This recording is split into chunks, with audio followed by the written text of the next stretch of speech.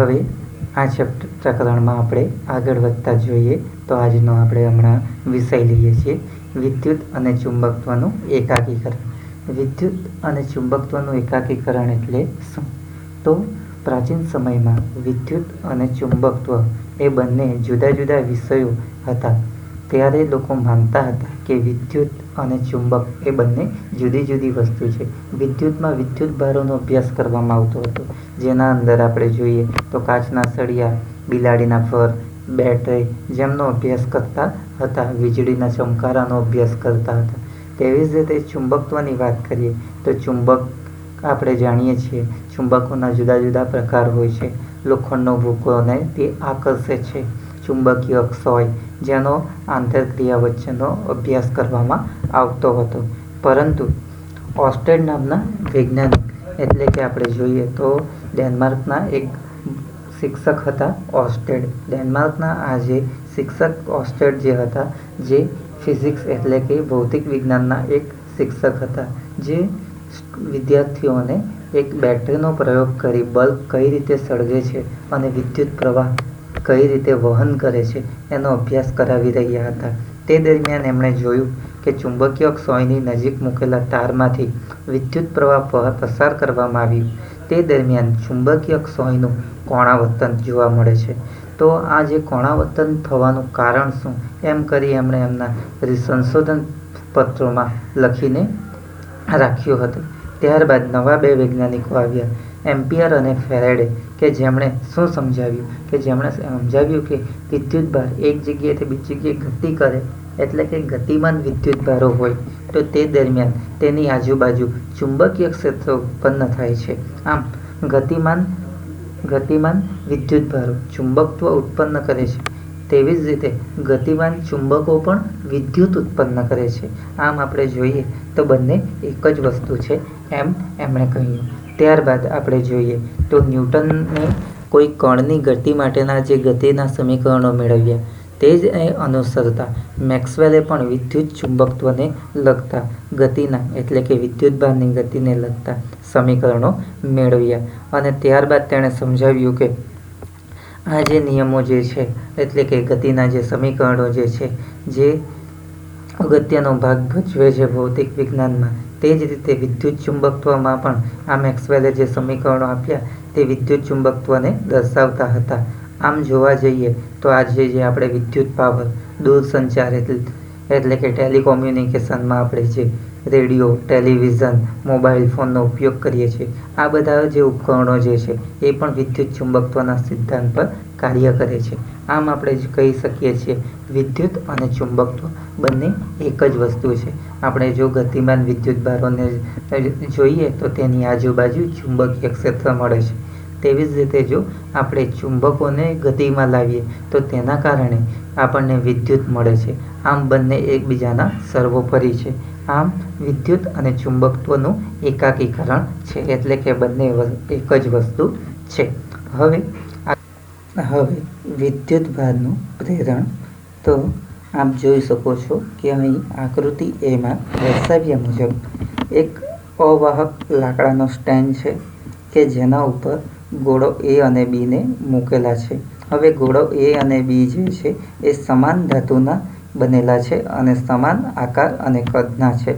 હવે આપ જોઈ શકો છો કે આકૃતિ Bમાં એક ધન વિદ્યુત ભારિત સળિયાને આપણે ગોળા Aની નજીક સ્પર્શે નહીં એ રીતે લાવીએ છીએ તો ગોળામાંનો મુક્ત ઇલેક્ટ્રોન સળિયા તરફ આકર્ષાય છે.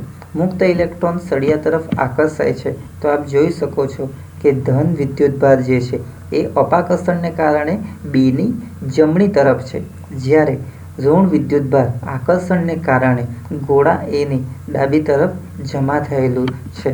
આમ અહીં આપ જોઈ શકો છો કે વિદ્યુતભારનું પ્રેરણ ઉત્પન્ન થાય છે. જ્યાં સુધી આપણે કાચના સળિયાને ગોળાની નજીક રાખશું ત્યાં સુધી વિદ્યુતભાર સપાટી પર જ રહે છે. અહીં આપણે જોઈએ તો હવે આકૃતિ Cમાં દર્શાવ્યા મુજબ જો ગોળા A અને B બંનેને એકબીજાના સંપર્કથી દૂર કરવામાં આવે તો ગોળા A પર ઋણ વિદ્યુતભાર અને ગોળા B પર ધન વિદ્યુતભાર પ્રસ્થાપિત થાય છે. હવે આપ આકૃતિ ડીમાં જોઈ શકો છો. તો હવે ઋણ વિદ્યુતભાર અને ધન વિદ્યુતભાર એ બંને ગોળા એ અને પર ઋણ વિદ્યુતભાર અને ગોળા બી પર ધન વિદ્યુતભાર, અને આપણે જો ધન વિદ્યુતભારિત સળિયાને હટાવી લઈએ તો હવે ઋણ અને ધન વચ્ચે આકર્ષણ જોવા મળે છે. પરંતુ જો આપણે આકૃતિ ઈ મુજબ જોઈ શકીએ છીએ કે એ અને બી ગોળા વચ્ચે જો અંતર વધારવામાં આવે તો ગોળા એ પર ઋણ વિદ્યુતભાર અને ગોળા બી પર ધન વિદ્યુતભાર ચારેકોર ફેલાઈ જાય છે.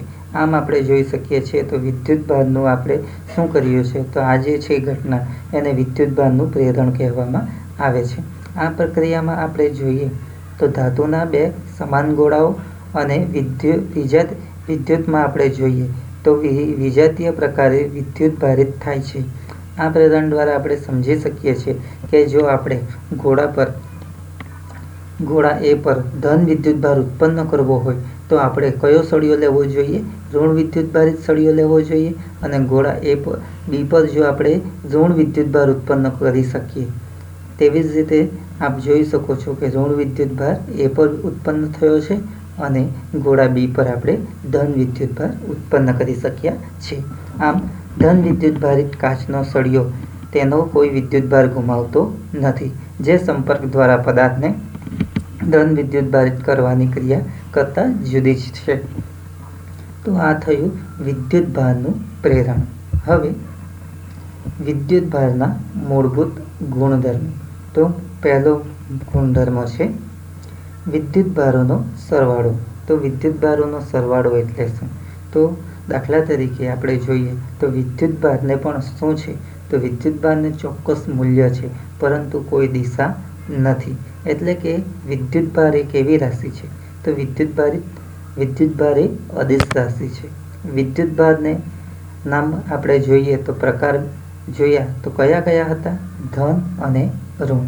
તો વિદ્યુતભારના બે પ્રકાર છે, ધન અને ઋણ. દાખલા તરીકે કોઈ એક તંત્ર છે કે જેના અંદર આપણે જોઈએ તો 4 ધન વિદ્યુતભાર છે અને 10 ઋણ વિદ્યુતભાર છે. તો આપણે તંત્ર પરનો કુલ સરવાળો જો કરવા જઈએ તો વિદ્યુતભારોનો તંત્ર પરનો કુલ સરવાળો એટલે કે 4 ધન વિદ્યુતભાર અને 10 ઋણ વિદ્યુતભાર, તો કુલ સરવાળો કેટલો થશે? તો -6 મળે છે. એટલે કે આપણે જોઈએ તો તંત્ર પરનો વિદ્યુતભાર કેટલો થશે? તો ઋણ થશે અને કેટલો થશે? -6 જેટલો વિદ્યુતભાર થશે. તો આમ જોઈએ તો વિદ્યુતભારોનો સરવાળો એ બેઝિક સરવાળાની રીતને અનુસરે છે. ધારો કે આપણે બીજું ઉદાહરણ લઈએ તો જો તંત્ર પર n વિદ્યુતભારો હોય અને જેમના મૂલ્ય Q1, Q2, Q3 up to Qn હોય તો તંત્ર પરનો કુલ વિદ્યુતભાર Q બરાબર આપણે શું લખી શકીએ? તો તંત્ર પરનો Q વિદ્યુતભાર Q બરાબર Q1 + Q2 + Q3 up to Qn સુધી આપણે શું કરી શકીએ? સરવાળો કરી શકીએ છીએ. આમ સાદા સરવાળાની એટલે કે બેઝિક સરવાળાની રીતને અનુસરે છે. હવે બીજો ગુણધર્મ આપણે જોઈએ તો એ છે વિદ્યુતભારનું સંરક્ષણ. વિદ્યુતભારનું સંરક્ષણ એટલે શું? તો દાખલા તરીકે આપણે જોઈએ છીએ કે કોઈ પદાર્થને વિદ્યુતભારિત કરવો હોય તો તે દરમિયાન આપણે શું કરીએ છીએ? તો કોઈ બીજા પદાર્થ સાથે એટલે કે વિજાતીય પદાર્થ સાથે આપણે ઘસીએ છીએ અને તે દરમિયાન વિદ્યુતભાર આપણને ઉત્પન્ન થાય છે. તો આ જે વિદ્યુતભાર ઉત્પન્ન થયા એ શરૂઆતમાં ક્યાં હતા?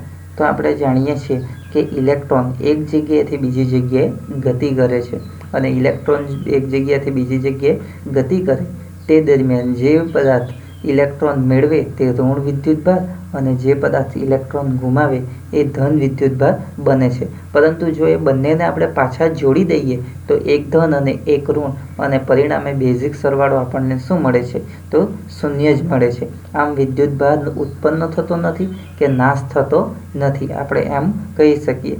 તો એના પરથી વિદ્યુતભાર સંરક્ષણનો નિયમ શું કહે છે? તો અલગ કરેલા તંત્રનું કુલ વિદ્યુતભાર શૂન્ય હોય છે. એટલે કે અલગ કરેલા તંત્ર પરનો કુલ વિદ્યુતભારનો બેઝિક સરવાળો આપણને શૂન્ય મળે છે, જેને આપણે હકીકતને વિદ્યુતભારનું સંરક્ષણ કહી શકીએ છીએ. આપણે જોઈએ છીએ કે કણો કોઈ પ્રક્રિયા દરમિયાન ઉત્પન્ન કે નાશ પામી શકે છે. પણ કોઈ અલગ કરેલા તંત્રમાં આપણે જોઈએ તો કુલ વિદ્યુતભાર ઉત્પન્ન કે નાશ કરવાનું શક્ય નથી. આપણે જોઈએ તો કેટલીક વાર કુદરતી જે ઘટનાઓ જે છે, કુદરત વિદ્યુતભારિત પદાર્થો ઉત્પન્ન કરે છે. આપણે એક પ્રોટોન, એક ન્યુટ્રોન અને એક ઇલેક્ટ્રોનમાં રૂપાંતરિત થાય છે. આ રીતે ઉત્પન્ન થયેલા પ્રોટોન અને ઇલેક્ટ્રોન બંને પરસ્પર સમાન મૂલ્યના અને વિરુદ્ધ હોય છે. જેમની આપણે સંજ્ઞા જોઈએ તો એક ધન અને એક ઋણ હોય છે. એટલે કે એક ગુમાવે છે અને એક મેળવે છે. એટલે કે આપણે એમાં કહી શકીએ કે એના અંદર નથી સર્જન થતું કે નાશ થતો. આ રીતે જોઈએ તો કુલ વિદ્યુતભાર શું થાય છે? શૂન્ય થાય છે. આમ વિદ્યુતભાર સંરક્ષણનો નિયમ અપાય છે કે તંત્ર પરનો બેઝિક સરવાળો વિદ્યુતભારોનો શૂન્ય થાય છે. હવે ત્રીજો ગુણધર્મ જોઈએ તો વિદ્યુતભારનું ક્વોન્ટમીકરણ. વિદ્યુતભારનું ક્વોન્ટમીકરણ એટલે શું? તો આપણે જોઈએ છીએ શું કહી શકીએ કે વિદ્યુતભાર જે છે એ હંમેશા ઈના પૂર્ણાંક ગુણાંકમાં જ હોય છે. અને આ હકીકતને આપણે વિદ્યુતભારનું ક્વોન્ટમીકરણ કહેવામાં આવે છે. તો કઈ રીતે? તો પ્રાયોગિક રીતે એવું સાબિત થયું છે કે બધા વિદ્યુતભારો ઈ વડે દર્શાવતા વિદ્યુતભારોના મૂલ્યના મૂળભૂત પૂર્ણ ગુણાંકમાં જ હોય છે. એટલે કે વિદ્યુતભાર Q બરાબર Ne, જ્યાં N બરાબર વિદ્યુતભારોની સંખ્યા અને E બરાબર વીજભાર. તો અહીં આપણે જોઈએ તો દાખલા તરીકે કોઈ પદાર્થ છે કે જેના ઉપર આપણે વિદ્યુતભાર પ્રસ્થાપિત કરવો છે. તો વિદ્યુતભાર પ્રસ્થાપિત કરવો છે, ધારો કે એના પર ધન વિદ્યુતભાર આપણે પ્રસ્થાપિત કરવો છે. આપણી પાસે ગોળો છે A અને ગોળા A પર આપણે ધન વિદ્યુતભાર પ્રસ્થાપિત કરવો છે. તો એના પરથી આપણે ઇલેક્ટ્રોનને શું કરાવવું પડે? મુક્ત કરાવવું પડે. તો ઇલેક્ટ્રોન કેટલા દૂર થાય? તો એ ઇલેક્ટ્રોન જે છે એ તો ક્યારેય પણ આપણે ઇલેક્ટ્રોનને તોડી શકતા નથી. એટલે કે ઇલેક્ટ્રોન જે છે એ કેવો છે? અવિભાજિત. એટલે કે એ હંમેશા પૂર્ણાંક સંખ્યામાં જ હોય છે. એટલે કે આપણે ધન વિદ્યુતભાર ઉત્પન્ન કરવો હોય તો એના પરથી આપણે ઇલેક્ટ્રોન દૂર કરવા પડે. તેવી જ રીતે જો કોઈ પદાર્થને આપણે ઋણ વિદ્યુતભાર કરવો હોય તો ઇલેક્ટ્રોન એના પર મેળવવા પડે છે. અને આ ઇલેક્ટ્રોનની ચોક્કસ સંખ્યા હોય છે કે જેને આપણે શાના વડે? N વડે દર્શાવ્યું છે. આમ વિદ્યુતભાર Q બરાબર Ne. આ હકીકતને વિદ્યુતભારનું ક્વોન્ટમીકરણ કહેવામાં આવે છે. વિદ્યુતભારમાં આપણે જોઈએ તો મૂળભૂત એકમ ઇલેક્ટ્રોન છે. જે ઇલેક્ટ્રોન એક જગ્યાએથી બીજી જગ્યાએ ગતિ કરે શકે છે. અને ઇલેક્ટ્રોન દૂર થવાની ઘટનાને કારણે જે ભાગ ઇલેક્ટ્રોન ગુમાવે એ ધન અને જે ભાગ ઇલેક્ટ્રોન મેળવે એ ઋણ વિદ્યુતભારિત બને છે. અને કુલ વિદ્યુતભાર Q બરાબર Ne. એટલે કે વિદ્યુતભાર હંમેશા ઈના પૂર્ણાંક ગુણાંકમાં જ હોય છે. અને આ હકીકતને વિદ્યુતભારનું ક્વોન્ટમીકરણ કહેવામાં આવે છે. આ પ્રયોગો માટે આ યોગદાન કોણ આપ્યું હતું? તો આના માટે જે વૈજ્ઞાનિક જે છે એ જે છે માઇકલ ફેરેડે છે. માઇકલ ફેરેડે આ હકીકત સમજાવી અને વિદ્યુતભારનું ક્વોન્ટમીકરણ સમજાવ્યું. હવે વિદ્યુતભાર દાખલા તરીકે જો આપણા પાસે ઇલેક્ટ્રોન એટલે કે કોઈ પદાર્થ જો એક ઇલેક્ટ્રોન ગુમાવતું હોય તો તેના પરનો વિદ્યુતભાર કેટલો થશે? જો ઇલેક્ટ્રોન ગુમાવતું હોય તો વિદ્યુતભાર કેટલો થશે? તો વિદ્યુતભાર Q બરાબર N બરાબર કેટલા છે? 1 ગુણ્યા વીજભાર. તો વીજભાર ઇલેક્ટ્રોન ગુમાવે છે એટલે કે આ જે સંજ્ઞા જે છે Eની એ કેવી થશે? ઇલેક્ટ્રોન ગુમાવે છે એટલે કે ધન વિદ્યુતભારિત બને છે. એટલે કે +1.6 × 10⁻⁹. એટલે કે Q બરાબર કેટલું આપણને મળશે? તો Q બરાબર મળે છે 1.6 × 10⁻⁹ જેટલું. એટલે કે આ ધન વિદ્યુતભાર. પરંતુ જો કોઈ પદાર્થ ઇલેક્ટ્રોન મેળવતું હોય તો એ જે વિદ્યુતભાર Q બરાબર કેટલો થશે? તો Q બરાબર -1.6 × 10⁻⁹ થશે. પરંતુ અહીં ઇલેક્ટ્રોન ગુમાવે છે, પરિણામે આપણે લખ્યું છે 1.6 પ્લસમાં લીધું છે. અને જો ઇલેક્ટ્રોન મેળવતું હોય તો એ માઇનસ થશે. હવે વિદ્યુતભારનો SI એકમ. તો વિદ્યુતભારનો SI એકમ કુલમ છે અને જેને આપણે કેપિટલ C વડે દર્શાવીએ છીએ. હવે Q બરાબર આપણે જોઈએ તો અહીં આપણે Q બરાબર 1 ઇલેક્ટ્રોન ગુમાવે છે તો એના કારણે ધન વિદ્યુતભાર 1.6 × 10⁻⁹ કુલમ જેટલો જોવા મળે છે. હવે જો દાખલા તરીકે આપણે 1 કુલમ વિદ્યુતભાર હોય તો કેટલા ઇલેક્ટ્રોન મુક્ત કરાવવા પડે. દાખલા તરીકે કોઈ પદાર્થ પર આપણે 1 કુલમ ધન વિદ્યુતભાર પ્રસ્થાપિત કરવો હોય તો 1 કુલમ જેટલો વિદ્યુતભાર આપણે પ્રસ્થાપિત કરવો હોય તો કેટલા ઇલેક્ટ્રોન ગુમાવવા પડે. આપણે અહીં +1 કુલમ જેટલો વિદ્યુતભાર ઉત્પન્ન કરવો છે. તો આપણે જાણીએ છીએ Q બરાબર ક્વોન્ટમીકરણની હકીકતને અનુસાર શું મળે છે, તો Q બરાબર n માટે કેટલા ઇલેક્ટ્રોન આપણે ગુમાવવા પડશે. તો n બરાબર આપણે જોઈએ તો સૂત્ર શું થશે, Q/E એટલે કે 1 કુલમ વિદ્યુતભાર ભાગ્યા E એટલે કે વીજભાર, ઇલેક્ટ્રોન ગુમાવવાના છે એટલે કે ધન 1.6 × 10⁻⁹. હવે 1/1.6 બરાબર આપણને